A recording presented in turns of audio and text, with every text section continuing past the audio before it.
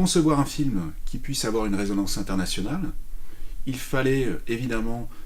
un objet publicitaire hors norme à la dimension du parc, et donc sortir des schémas de communication classiques,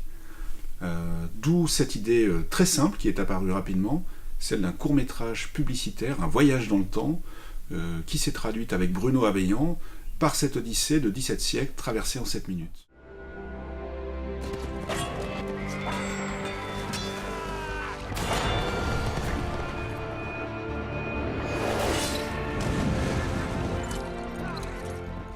C'était un pari plutôt audacieux pour notre client lorsque nous avons commencé le projet il y a plus de 2 ans, car si aujourd'hui les formats longs connaissent un certain engouement en digital, ils atteignent rarement cette durée pour des raisons évidentes de prod et d'achat média. On connaissait le travail de Bruno Aveillant depuis longtemps, travail que nous aimions beaucoup, et il y avait quelque chose dans sa manière de traiter l'image qui nous plaisait aussi. Le fait de désaturer nous semblait être intéressant pour être moins premier degré sur une chromie un peu conventionnelle. Et ça ramène en effet quelque chose d'un peu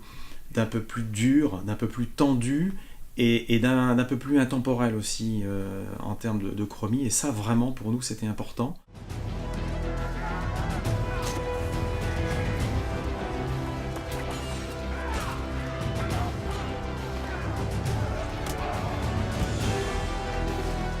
À l'ère du snackable content,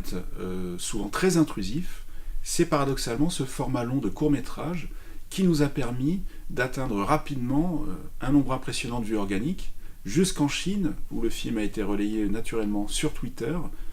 et visionné plusieurs millions de fois en 48 heures. Alors le choix de cette fresque historique intemporelle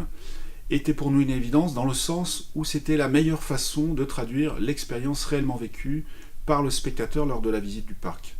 Et même si le film n'est pas interactif, il a une dimension immersive, une expérience proche du gaming, avec en plus l'émotion, qui était fondamentale pour nous,